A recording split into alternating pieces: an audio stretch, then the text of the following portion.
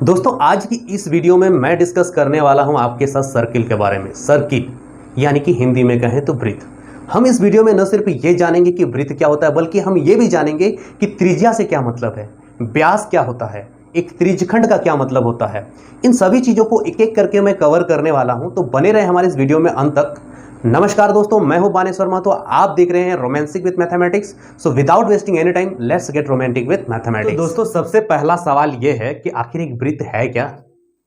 तो जब कभी भी हम किसी एक निश्चित बिंदु से किसी निश्चित दूरी पर एक कर्व्ड लाइन ड्रॉ करते हैं, तो इससे हमें जो आकृति मिलती है उस आकृति को ही वृत्त कहा जाता है, या फिर अंग्रेजी में कहें तो सर्किल कहा जाता है। तो ये क्या है हमारा, यह है सेंटर। ठीक है, तो ये जो लाइन हमें प्राप्त हुई है, ठीक है, ये जो वृत्त जो हमें मिला, इस वृत्त के चारों ओर की जो बाउंड्री है, इस बाउंड्री को कहते हैं इसका पेरीमीटर। ठीक है, या फिर हिंदी में कहें तो परिमाप। तो ये क्या है, पेरीमीटर, हम लिख लेते हैं यहां पे। अब हम बात करते हैं त्रिज्या की, कि त्रिज्या क्या होता है। दोस्तों अगर आप इस पेरीमीटर के ऊपर कहीं भी एक बिंदु ले लें, कहीं भी, आपकी मर्जी है।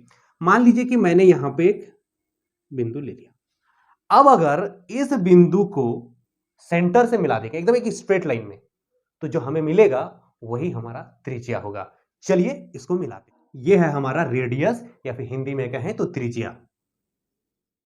अब हम बात करते हैं जीवा की, कि आखिर एक जीवा क्या होता है। तो जिस तरह से हमने रेडियस को पता करने के लिए कहीं पर भी एक बिंदु लिया पेरीमीटर के ऊपर, अब हम क्या करेंगे, किसी भी जगह पर इस पेरीमीटर में कहीं पर भी दो बिंदु ले लेते हैं और उनको आपस में मिला देते हैं, तो फिर हमें जो मिलेगा वो क्या होगा, वो जीवा होगा। चलिए उदाहरण के लिए हम एक बिंदु यहां पे ले लेते हैं और एक बिंदु हम यहां पे ले लेते हैं, और अब इन दोनों को आपस में मिला देते हैं। देखिए हमने इस बिंदु को और इस बिंदु को आपस में मिला दिया, तो हमें क्या मिला, हमें मिला जीवा, या फिर अंग्रेजी में कहें तो कॉर्ड। इसको कहते हैं, अंग्रेजी में क्या बोलते हैं, कॉर्ड। दोस्तों अब हम बात करते हैं व्यास की। तो व्यास क्या है दोस्तों, जिस प्रकार हमने जीवा को समझने के लिए हमने पेरीमीटर के ऊपर दो बिंदु लिया और उनको आपस में मिला दिया, अब इसमें सिर्फ एक और कंडीशन लगा देना। वो एक कंडीशन क्या है कि हम दो बिंदु उस पेरीमीटर के ऊपर लेंगे, लेकिन जो लाइन जब ड्रॉ करेंगे तो वो कुछ इस प्रकार होना चाहिए कि वो वृत्त के केंद्र से होकर के गुजरे, तो जो हमें लाइन मिलेगी वो लाइन हमारा व्यास होगा। चलिए देखते हैं। तो देखिए दोस्तों, जैसे कि यहां पे एक बिंदु है और यहां पे एक बिंदु, और हमने क्या किया, उसको आपस में मिला दिया। ठीक है, तो हमें क्या मिल गया, हमें मिल गया व्यास, या फिर हम इसे अंग्रेजी में कहें तो इसे हम डायमीटर कह सकते हैं, यहां से लेकर के यहां तक की लंबाई। अब आप में से कहेंगे सर यहां से यहां तो ये रेडियस है, तो फिर यहां से यहां तो ये भी तो रेडियस है। जी हां, ये यहां से अगर हम यहां तक की दूरी की बात करें तो वो रेडियस है, लेकिन यहां से यहां तक की बात करें तो वो क्या है, वो हमारा व्यास है, या फिर कहें इस सर्कल का डायमीटर है। चलिए यहां पे लिख देता हूं। हम बात करेंगे चाप की। चाप क्या है, चाप कहां पे है। तो जब कभी भी हम किसी भी वृत्त में एक जीवा को ड्रॉ करते हैं, तो उस समय न सिर्फ जीवा ड्रॉ होती है, बल्कि साथ साथ में हमें दो चाप भी मिलते हैं। एक चाप जिसे कि लघु चाप कहा जाता है, दूसरे को दीर्घ चाप कहा जाता है। जैसे कि नाम से पता चला, लघु यानी कि छोटा और दीर्घ यानी कि बड़ा। अंग्रेजी में कहें तो लघु चाप को माइनर आर्क और दीर्घ चाप को मेजर आर्क कहा जाता है। ठीक है, चलिए मैं दिखाता हूं। तो देखिए दोस्तों, जैसे कि मैंने यहां पे जीवा ड्रॉ किया, तो यहां पर एक बिंदु है, यहां पे एक बिंदु है, तो यहां से यहां तक की स्ट्रेट लाइन को तो जीवा कहते हैं, लेकिन अगर हम परिमाप में देखें, वृत्त के परिमाप में देखें, तो इस बिंदु से लेकर के यहां तक की जो दूरी है उसे ही लघु चाप में कहें तो माइनर आर्क। बात करते हैं अब दीर्घचाप की। तो दीर्घचाप क्या हो गया, ये यहां से यहां तक की लेंथ अगर लघु चाप है, तो यहां से यहां तक की परिमाप का ये वाला जो हिस्सा है, इसे दीर्घचाप कहा जाता है। अंग्रेजी में कहेंगे मेजर आर्क। अब हम बात करेंगे सेगमेंट की।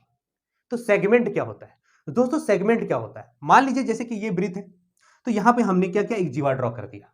तो जैसे जीवा ड्रॉ किया, तो हमें जिस प्रकार से दो चाप मिले, लघु चाप और दीर्घ चाप, ठीक है, उसी प्रकार से हमें दो सेगमेंट भी मिले। तो सेगमेंट क्या होगा, इस सेगमेंट भी दो प्रकार के होंगे, एक होगा माइनर सेगमेंट और एक होगा मेजर सेगमेंट। तो माइनर सेगमेंट कौन सा होगा, ये वाला दोस्तों, ये वाला एरिया, वृत्त का ये वाला जो एरिया है, इसे कहा जाता है सेगमेंट, या फिर हिंदी में हम इसे वृत्तखंड भी कहते हैं। ठीक है, तो ये हो गया हमारा वृत्त खंड, अंग्रेजी में हम इसे कहेंगे सेगमेंट। ठीक है, ये हो गया हमारा, ये छोटा वाला एरिया है, ये हो गया माइनर सेगमेंट। तो ये बाकी वाला एरिया क्या हो गया, जो यहां से वृत्त के जो इस एरिया को छोड़कर जो बाकी जो एरिया बचा उसे हम क्या कहेंगे, इस एरिया को हम कहेंगे वृत्त खंड, या फिर अंग्रेजी में कहें तो मेजर सेगमेंट। अब समझते हैं कि त्रिज्य खंड क्या होता है। ठीक है, त्रिज्य खंड के लिए दोस्तों यहां पर ही आप एक और जाकर के एक और मान लीजिए एक रेडियस खींच लीजिए कुछ इस प्रकार। तो ये वाला जो एरिया हमारा निकला, ये वाला एरिया, इसे हम त्रिज्य खंड कहते हैं, त्रिज्य खंड, या फिर अंग्रेजी में कहें तो हम इसे सेक्टर कहते हैं, सेक्टर। तो सेक्टर भी दो मिलते हैं, एक होता है माइनर सेक्टर यानी छोटा वाला सेक्टर। अगर ये एक सेक्टर बना तो यहां से लेकर के यहां तक जो एरिया बना वो क्या हो गया, वो हो गया इस पॉइंट से लेकर के यहां तक जो एरिया बना, यानी इस एरिया को छोड़ करके वो क्या हो गया, वो हमारा हो गया, वो हो गया हमारा मेजर सेक्टर, या फिर हम हिंदी में कहें तो दीर्घ त्रिज्य।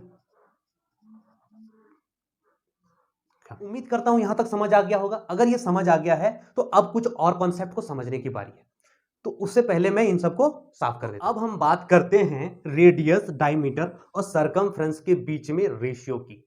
दोस्तों आपकी जानकारी के लिए मैं आपको बता दूं कि चाहे मर्जी आपका वृत्त कितना ही बड़ा क्यों ना हो या छोटा क्यों ना हो, इनके बीच जो अनुपात होता है वो निश्चित होता है, वो कांस्टेंट होता है, वो कभी भी बदलता नहीं। आप वृत्त छोटा ले सकते हैं कोई बात नहीं है, बड़ा ले सकते हैं कोई बात नहीं, लेकिन वो जो रेशियो है वो निश्चित रहता है। तो रेशियो क्या रहता है, रेशियो कुछ इस प्रकार रहता है, रेडियस और डायमीटर का जो रेशियो होता है वो 1:2 का होता है, या हम लिखते हैं आर और D, R for radius, D for diameter. अगर आर 1 हुआ तो डायमीटर क्या होगा 2, या फिर हम कह सकते हैं कि diameter is equal to 2r। ठीक है, अब हम बात करते हैं डायमीटर और सरकमफ्रेंस के रेशियो की। तो इनके बीच भी एक रेशियो होता है। ठीक है, वो रेशियो क्या होता है, चलिए लिखते हैं, C/D इज इक्वल टू 22/7। ठीक है, इसे हम, इस जो रेशियो है इसे एक विशेष नाम से जाना जाता है और वो नाम है पाई, और पाई को हम डिनोट करते हैं इस सिंबल से। ठीक है, तो अगर मान लीजिए किसी वृत्त में आपको डायमीटर गिवन है और आपको सरकमफ्रेंस निकालना है तो आप कैसे निकाल सकते हो, सिंपली आप क्या करोगे, C equal to pi multiply by D, pi को डी से मल्टीप्लाई कर दीजिए, आपको सरकमफ्रेंस मिल जाएगा।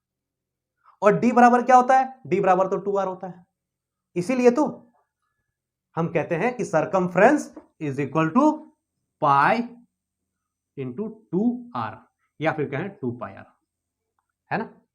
दोस्तों अब जो बाकी रह गया वो रह गया कि वृत्त का एरिया, तो इसके बारे में हम किसी और वीडियो में डिस्कस करेंगे।